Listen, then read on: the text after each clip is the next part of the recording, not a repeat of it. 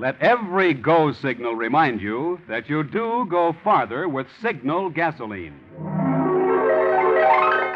The Signal Oil Program.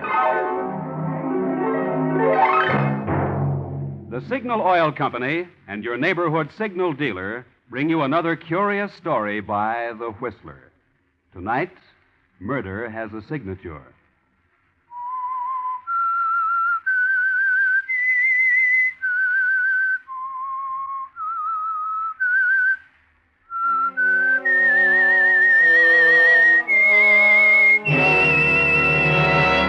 I am the Whistler, and I know many things, for I walk by night. I know many strange tales, many secrets hidden in the hearts of men and women who have stepped into the shadows. Presently I'll tell you of nameless terrors of which they dare not speak.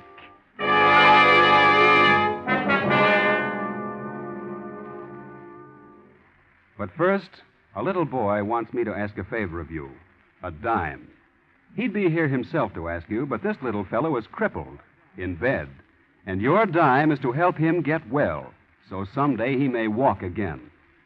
You see, he's one of the 19,000 Americans, mostly children, who were stricken last year by infantile paralysis.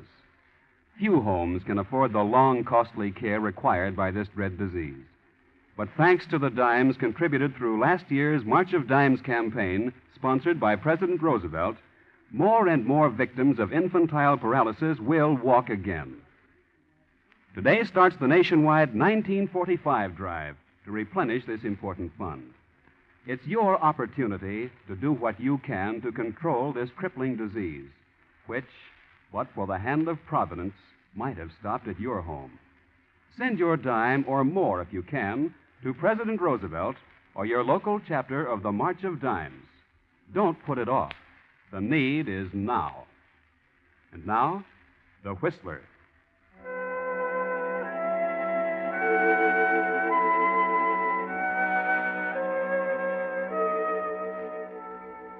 It was an old house, set back in the trees a little way from the lake, and it had a miserly look about it.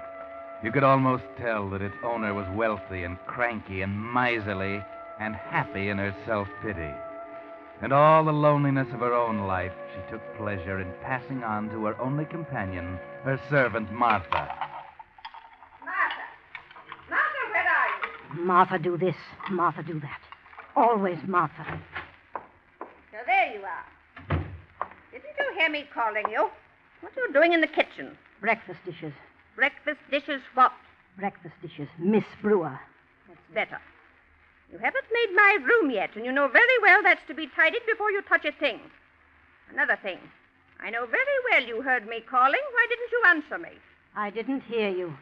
One of your moods again, eh? Well, how long was it going to last this time? Oh, never mind. Take this envelope. I want you to row across the lake and place these securities in the bank. Row across? Be careful with them. They're worth a great deal of money. I want a bank receipt, too. Can you remember that? But it's 3 miles across the lake. I'll not have you wasting the motorboat gasoline. You're big and strong, and the trip won't hurt you a bit. Oh, just a minute, Martha. Yes? That dress. Where did you get it? This? Yes, that. It's one of mine, isn't it? It's an old one. I didn't think you'd care. I do care. I've told you before that I'll not have you wearing my clothes until I give them to you. Go to your room and take it off. Never any money to spend on myself. Because you're a fool with money. You with your cheap perfume and penny jewelry and frilly shirtwaists. Trying to play the lady. It's a good thing I put a stop to it. I've earned my money here. I've got a right to do what I want with it. Martha, I promised your people I'd look after you. I knew how giddy you are. Your wages are well invested. But I want pretty things, while I can enjoy them. Not when I'm old. Why, you're only 10 years younger than I am, you fool. I'm nearly 60. Now go to your room. Take off my dress. No. Take care, Martha. I've had enough of this. You've had enough. How about me? I'm sick of being treated like dirt under your feet. Go to your room. And I'm sick of working for an old cheat who steals my wages. Martha, you didn't think I'd dare slap you, did you? If you only knew how I've wanted to do that. How I've dreamed of doing it. How dare you? How dare you? It was good. It felt good. But Police will know about this, you ungrateful woman. The police? No, nor anyone else. You won't get a chance to tell anyone. Not even see anyone. You can't keep me here a prisoner, a captive in my own house. I can't. And who would know? You have no friends. Nobody visits you from one year's end to another. Even the people in the village stay clear of your nasty tongue. You dare to do that to your mistress? Mistress? I'll show you who's mistress. My glasses. You've broken my glasses. Yes. Do you think you can get help now? You're half blind without them. It's 8 miles by road to the village. You'd be lost in the swamps in 10 minutes. Yes, I am mistress now.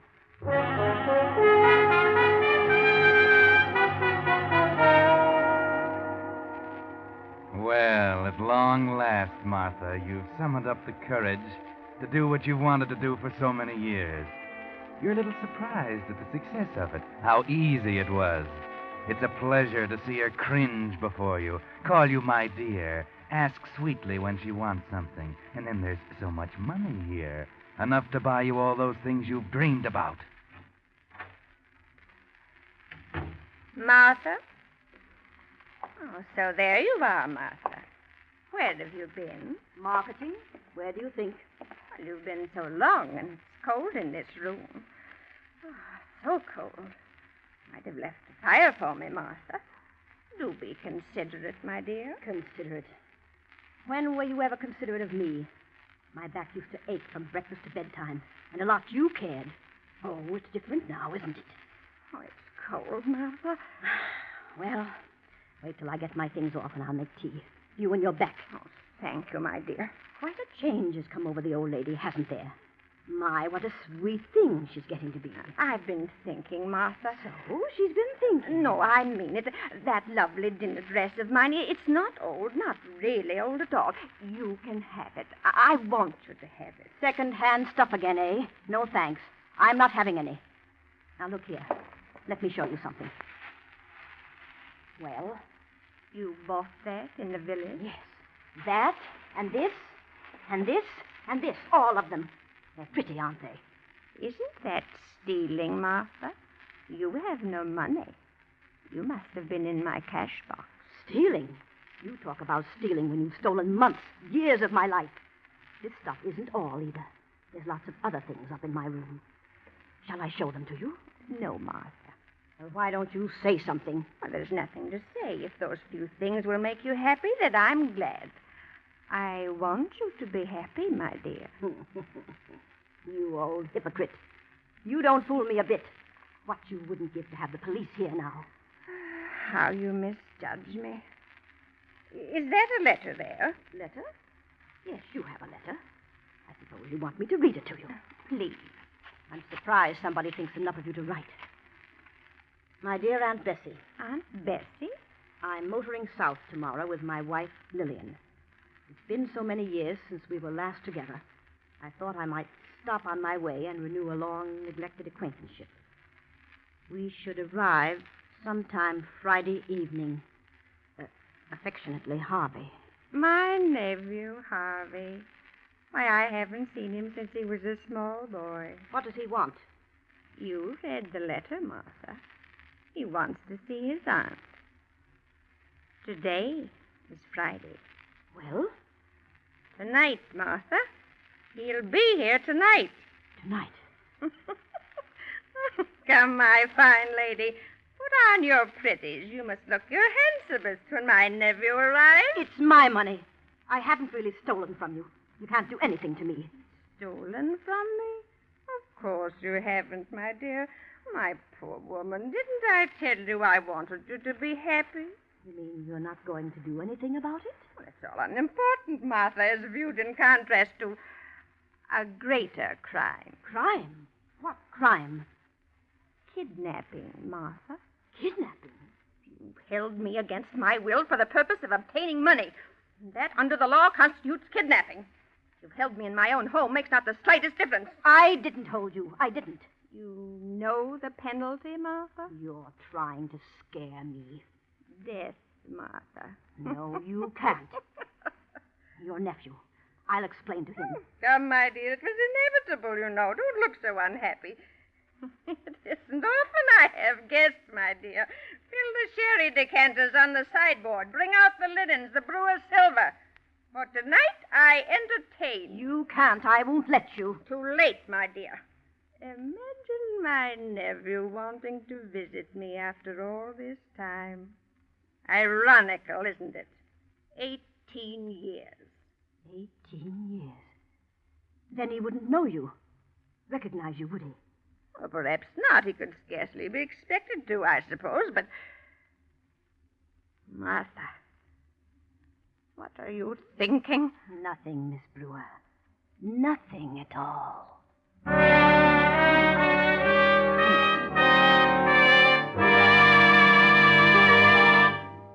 You are listening to The Whistler, brought to you by your friend, the Signal Oil Company, marketers of famous Signal gasoline, your best buy today. Remember to let every go signal remind you you do go farther with Signal gasoline.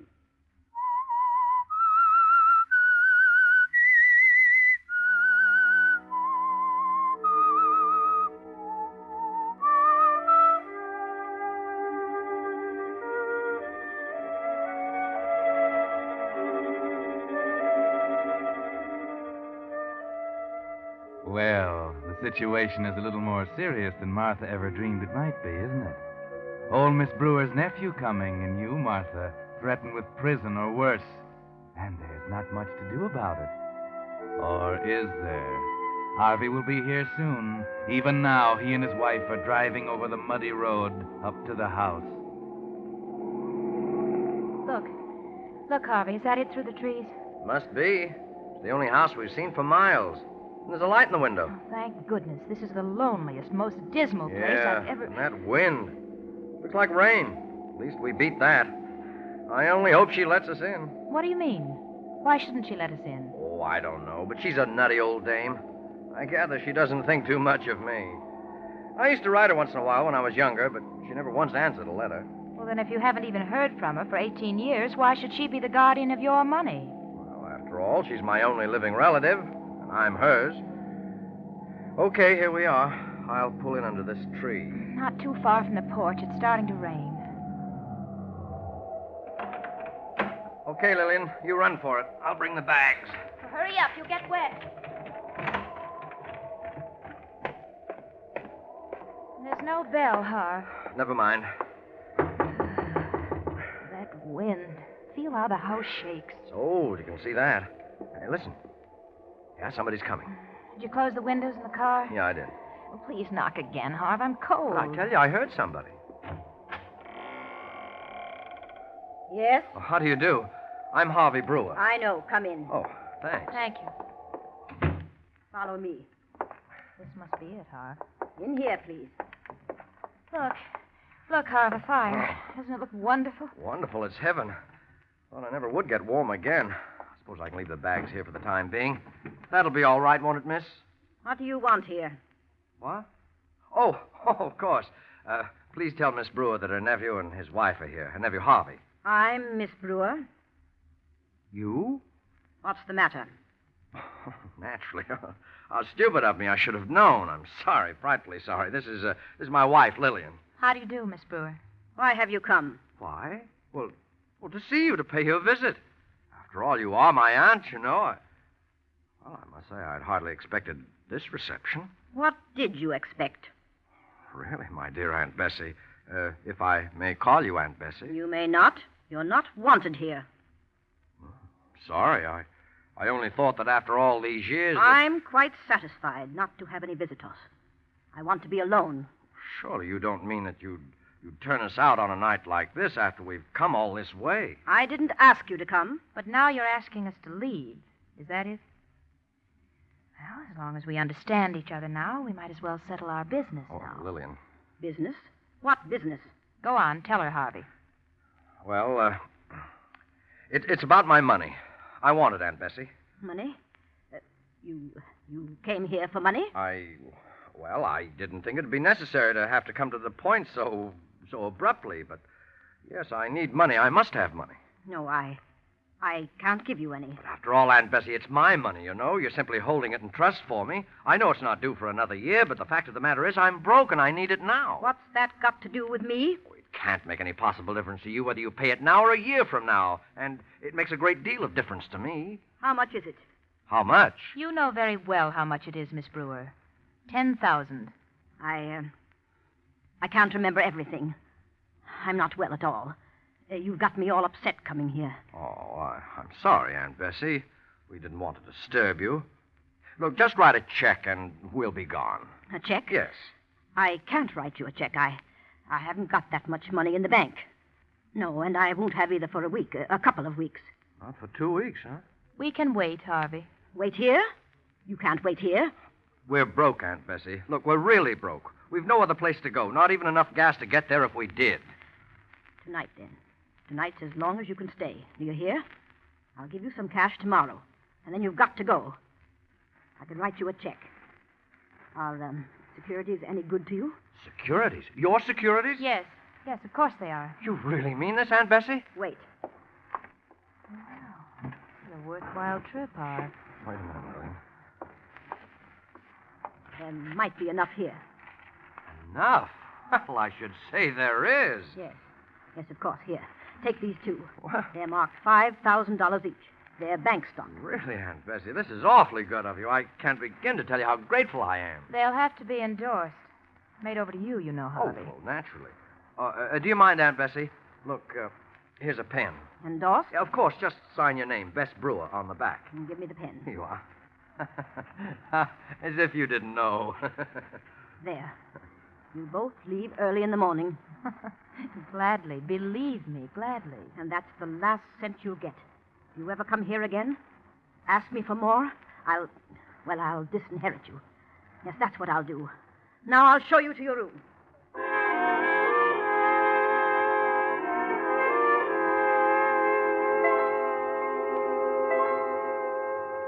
Well, things have taken quite a turn.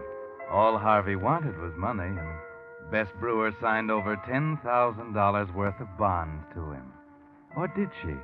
And what about Martha? But then Harvey doesn't know anything about Martha. And Martha doesn't really know much about Harvey and Lillian. Not enough, I'm afraid. Asleep, Harvey? Oh, no. She's very rich, isn't she? $1 million anyway. Maybe more. That's money, Harv. Yes, it is. Harvey, Hmm? did you know before tonight that you were in her will? No. No, not until she made that threat about cutting me off. You might get it all, Harv. There's no other relative. $1 million or more, you said. Oh, no. Lay that pipe down, Lil. The old girl's good for another 20 years. I won't go to sleep. 20 years. Good night, Lil. $10,000 won't keep us forever, Harv. No, We'll be broke again soon. I suppose. But we'll have one swell time getting that way. But I don't like to be broke, Harvey. You know that. Now, wait a minute. Are you threatening to leave me again? I'm only warning you, Harv. You know how I feel. That's why we came down here. Oh, is money all you ever think of? You married me with your eyes open, Harvey. I warned you then. I know. I had enough of my inheritance to keep any ordinary couple happy for a lifetime. How we went through it all, I don't know. I told you I was expensive. I don't plan to change. But I'll stay with you as I promised, as long as we can live like human beings. Like millionaires, you mean? Mm-hmm. And you might be a millionaire if you had her money.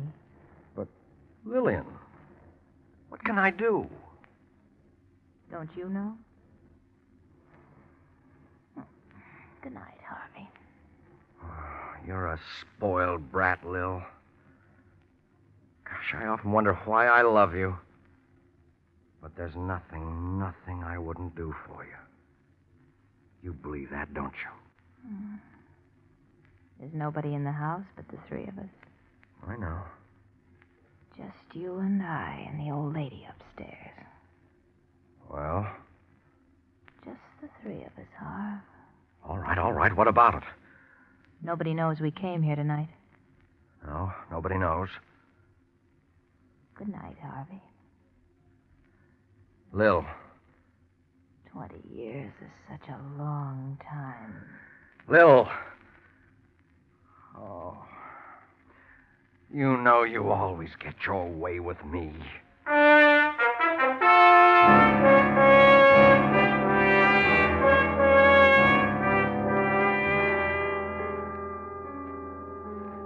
Yes, she always gets her way with you, doesn't she, Harvey?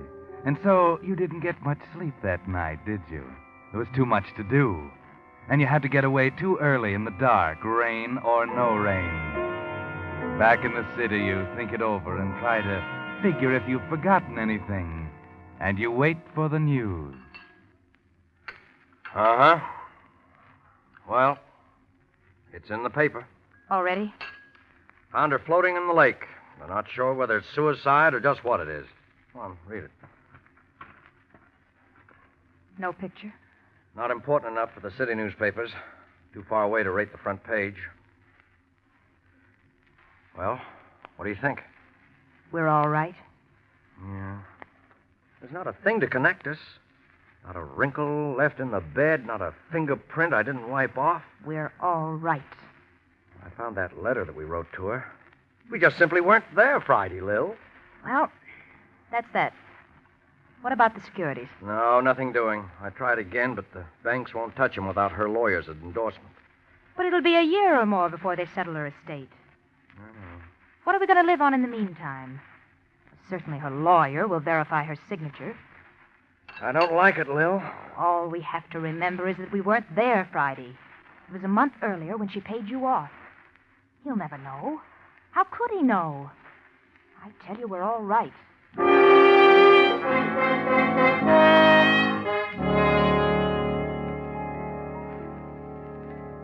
Yes, everything's all right, Harvey. Stop worrying. Just run down to your aunt's lawyer's office and get his endorsement for the money. Then wait and see what happens. Who knows what good luck may come. May I offer my condolences on your aunt's passing, Mr. Brewer? It was a great shock to me. Well, yes, I imagine you knew her better than I did. Perhaps. She wasn't a very friendly woman, but she was a remarkable one. And now you said you had some business with me. Yes.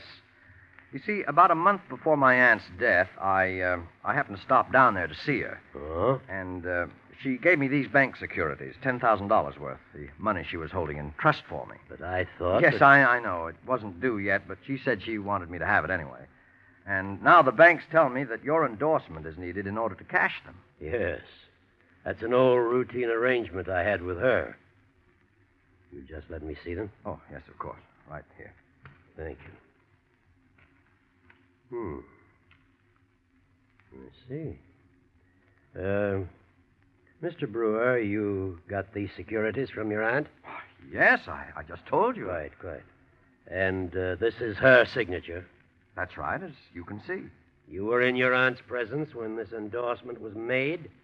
You saw her sign her name? Yes. Of course. We both did. I see. It may mean nothing at all. I hope for your sake it doesn't. But this is something I think the police should know about. You mean the securities? Yes. And the signature.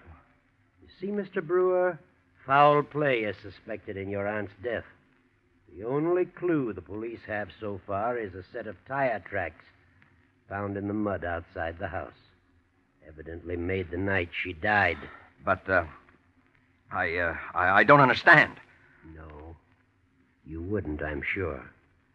But you see, Mr. Brewer, this couldn't possibly be your aunt's signature. Because in spite of her intelligence and wealth, your aunt never went to school. She never learned to write even her own name.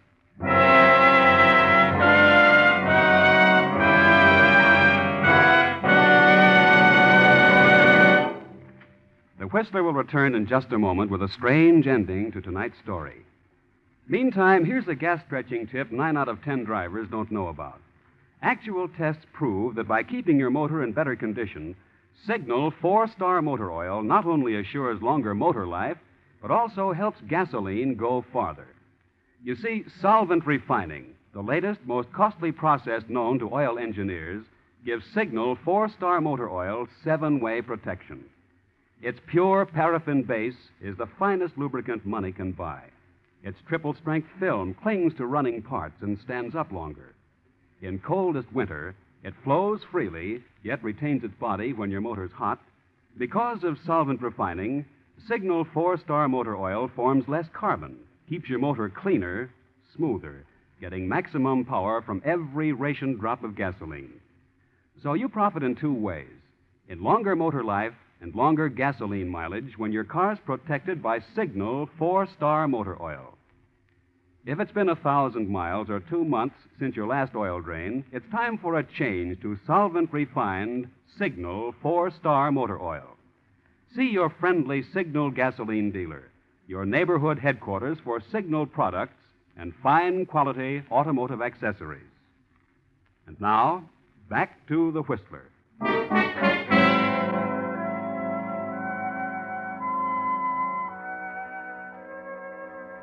So Harvey had nothing to worry about. Nothing but the electric chair. And Lillian, who had to have money to live like a human being, will spend the rest of her life behind bars. Yes, the tire tracks convicted them, of course. That was one clue they overlooked, and it was enough to prove that they were there that rainy night. If only you hadn't tried to cash those securities, Harvey, the securities that first pointed suspicion at you. Now they'll hang you for the wrong murder, Harvey. They'll hang you for your aunt's murder, when actually you killed Martha, the housekeeper, and dumped her body in the lake. Yes, but they haven't found her body yet, Harvey. Martha was the one who killed Aunt Bessie and threw her body in the lake. But you'll never be able to prove that now. Maybe if Martha had lived, you could have gotten out of it somehow. But not now. It was all so unnecessary, too. When you killed Martha, your aunt was already dead. And by the terms of her will, you had already inherited all of her money. Over $1 million. Too bad, Harvey. Too bad.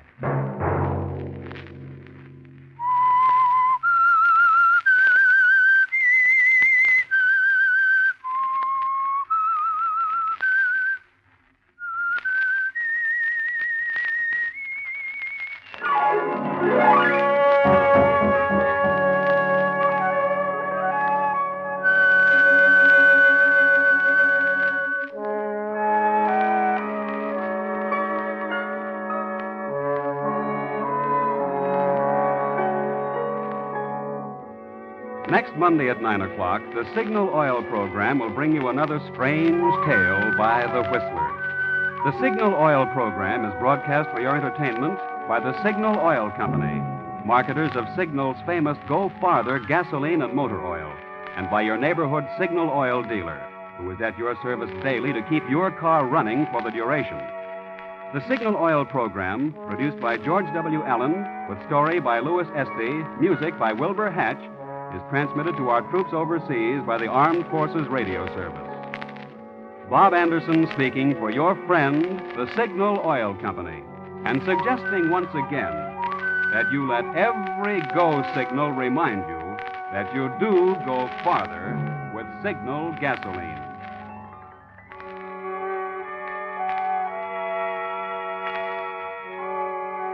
This is CBS, the Columbia Broadcasting System.